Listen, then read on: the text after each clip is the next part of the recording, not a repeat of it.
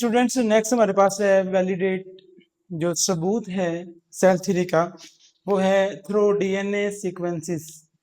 DNA की जो sequence है उससे हमें पता चलता है कि ये कौन सा ऑर्गेनिज्म है, उसके बारे में मालूमात मिलती है और इसमें कैसे बॉडी के फंक्शन परफॉर्म होते हैं, मेटाबॉलिज्म कैसे होते हैं। तो यहाँ बात करेंगे डीएनए की। तो सबसे पहले डीएनए में जो न्यूक्लियोटाइड्स हैं वो ही इसकी डीएनए सीक्वेंस में बड़ी ज्यादा इंपॉर्टेंट रोल किरदार अदा करती है। अब डीएनए की बात करें, डीएनए एक डबल हेलिक्स स्ट्रक्चर है और इसमें जो इसके डबल स्ट्रैंड में नेक्स्ट हमारे पास जो स्ट्रक्चर लगे होते हैं उन्हें हम नाम देते हैं न्यूक्लियोटाइड्स। और यही न्यूक्लियोटाइड्स हमें इंफॉर्मेशन देती हैं अबाउट जीन्स के वाले से, जीन्स कैसे जुड़े हो।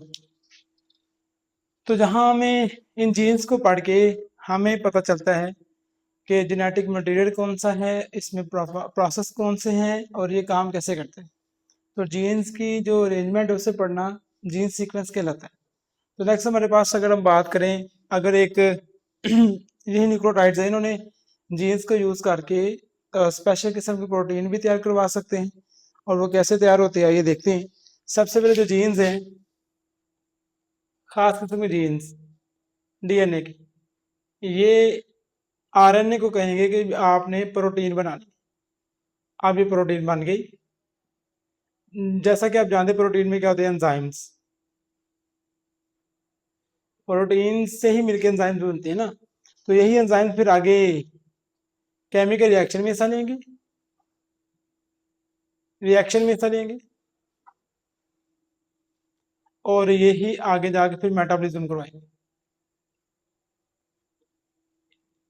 तो हमें यहाँ से पता चलेगा कौन से जीन्स यूज हुए हैं मेटाबॉलिज्म में और खुराक की जो तोड़फोड़ है उसमें या डिफरेंट रिएक्शंस में।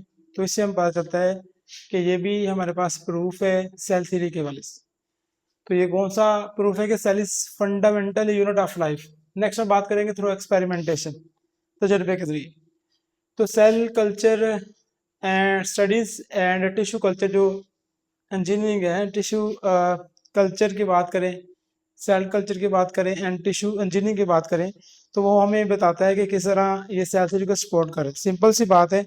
प्लांट की बात करें तो प्लांट का जो सेल है ना, वो हर एक सेल खुद अपने आप को रेप्लिकेट कर सकता है, खुद अपने प्रोसेस को चलाता है, एक सेल से मजीद सेल बन सकते हैं। तो इसलिए हम प्लांट में एक टर्म यूज करते हैं टोटीपोटेंट, एक टर्म यूज करते हैं टोटीपोटेंट। जो प्लांट्स है ना, प्लांट्स उस का कोई भी सेल है ना, उससे पूरा का पूरा पौधा बन जाता है। तो इसलिए उसके लिए क्या जरूरी है, उसके लिए सेल कल्चर तकनीक है, टिश्यू कल्चर तकनीक है। उसमें क्या होता है, एक सेल को लिया जाता है लेबोरेटरी में, उससे न्यूट्रिएंट्स दिए जाते हैं। एक सेल है, इससे न्यूट्रिएंट्स दिए जाते हैं। सेल न्यूट्रिएंट्स को यूज करता है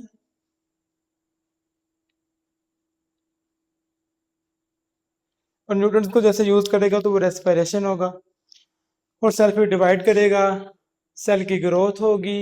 तो ये जो सी प्रॉपर्टीज है, लाइफ की प्रॉपर्टीज है। तो इस तरह सेल की ग्रोथ होती है, फिर सेल डिफ्रेंशिएट होता है, फिर खास यही सेल आगे जब डिवाइड होता है मजीद, तो इससे बहुत सारे सेल्स बनते हैं। तो फिर नेक्स्ट हमारे पास सेल्स डिफ्रेंशिएट हो जाते हैं कि कौन से सेल ने रूट सेल बनाने हैं, कौन से सेल ने शूट सेल बनाने हैं और कौन से सेल ने फिर आगे फर्दर पार्ट्स ऑफ प्लांट्स बनाने।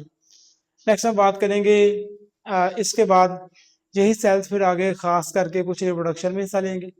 तो ये जो सा प्रोसेस है ये भी सेल थ्योरी को सपोर्ट करते हैं। नेक्स्ट हमारे पास कुछ एक्सेप्शंस हैं, कुछ ऐसी बातें हैं जो सेल थ्योरी को सपोर्ट नहीं करती और ये कुदरत का असूल है कि जिंदगी असूलों के मुताबिक नहीं चलती।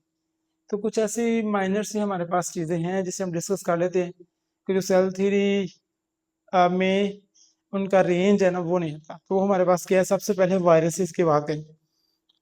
वायरसेस जो से are not made of cells, ये सेल से मिलकर नहीं बने हुए, तो इसलिए ये सेल थ्योरी में आते ही नहीं है। Can not carry out life process, ये अपनी जिंदगी नहीं चला सकते without cell, require a host in host cell चाहिए टू रेप्लिकेट अपनी कॉपी तैयार करने के लिए। तो इसलिए साइंटिस्ट को इनके वाले से एक बड़ी कीमती राय दी। कुछ साइंटिस्ट इन्हें बॉर्डर लाइन रखते हैं, बॉर्डर रखा हुआ है living and non living organisms के दरमियान। तो ये वायरसेस ही ऐसे माइक्रो ऑर्गेनिजम्स हैं जो कि अगर बेजान चीज़ पे हैं तो ये बेजान है। तो जैसे ये जानदार जिस्म पे आते हैं तो ये इनका जो सिस्टम एक्टिवेट हो जाता है, तो ये आगे फिर प्रोसेस स्टार्ट करते हैं। तो इसलिए वायरसेस जो उनसे वो सेल थ्योरी के जो पास्टुलेट्स हैं उनमें फिलफिल नहीं होते। नेक्स्ट हम बात करें पीरियंस एंड विरियोड्स। पीरियंस एंड विरियोड जो सेल, इनकी बात करें ये भी ऑर्गेनिजम्स हैं लेकिन ये वायरसेस से भी छोटे। अब इनकी बात करें ये भी properties of living organism show करते हैं but are not compose of cells, लेकिन सेल से मिलकर नहीं बने, क्योंकि इसमें यहाँ तो सिर्फ डीएनए पाया जाएगा इनकी स्ट्रक्चर में, यहाँ तो आरएनए पाया जाएगा, यहाँ तो प्रोटीन पाया जाएगा। तो नेक्स्ट हम बात करेंगे तो ये भी जो है ये सेल थ्योरी को सपोर्ट नहीं कर रही। नेक्स्ट हम बात करें यूकैरियोटिक ऑर्गेनेलिज की। तो यूकैरियोटिक जो सेल्स हैं उनमें कुछ ऑर्गेनेलिज हैं जिनका नाम है, एक तो माइटोकॉन्ड्रिया है, एक तो प्लास्टिड है। इनकी खास बात ये they have their own DNA, इनका अपना डीएनए होता है जो कि रेप्लिकेट कर सकता है, कॉपी तैयार कर सकता है इंडिपेंडेंटली, आजादाना तौर पर ऑफ सेल्स न्यूक्लियस, सेल का न्यूक्लियस बना सकते हैं।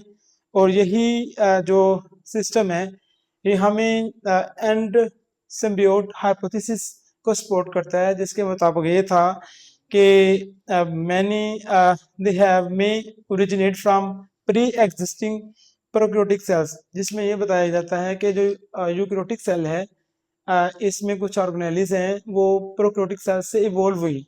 तो ये भी हमारे पास क्या है, एक्सेप्शन ऑफ सेल थ्योरी में आ जाता है। नेक्स्ट हमारे पास है फंजाई एंड एल्गी। इनमें एक बात है कि ये मल्टीपल न्यूक्लियाई रखते हैं। हम जैसा कि हम जानते हैं कि सेल थ्योरी का रूल ये है कि वन सेल,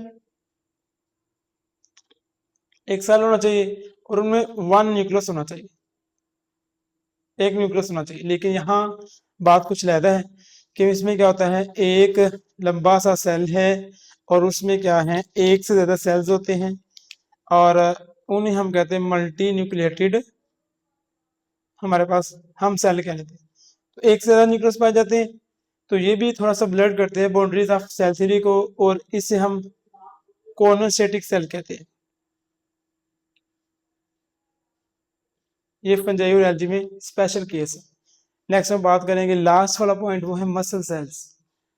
तो मसल सेल्स की बात करें तो इनमें जो वर्टिब्रेट्स हैं, जो रीढ़ की हड्डी रखने वाले जानदार हैं, वो क्या होते हैं, फ्यूज करते हैं आपस में। शुरू में तो क्या होता है, ये एक ही न्यूक्लियस रखते हैं, एक ही न्यूक्लियस रखते हैं, हर सेल का अपना अपना न्यूक्लियस होता है।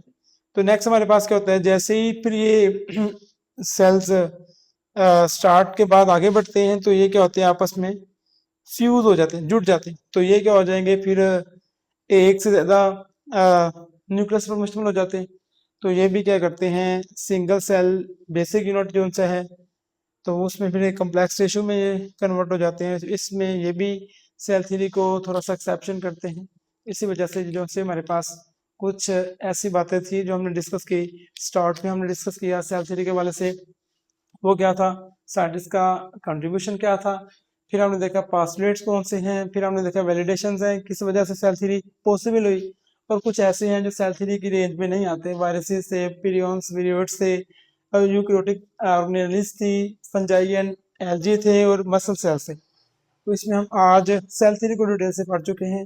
तो इसमें कोई भी हमने ऐसा पॉइंट नहीं डिस्कस जो करने वाला था नहीं छोड़ा, ओवरऑल हमने एक एक पॉइंट को डिस्कस किया है। तो उम्मीद करता हूँ आपको ये टॉपिक समझ आया होगा, और मिलते हैं नेक्स्ट वीडियो में। बहुत शुक्रिया, थैंक यू।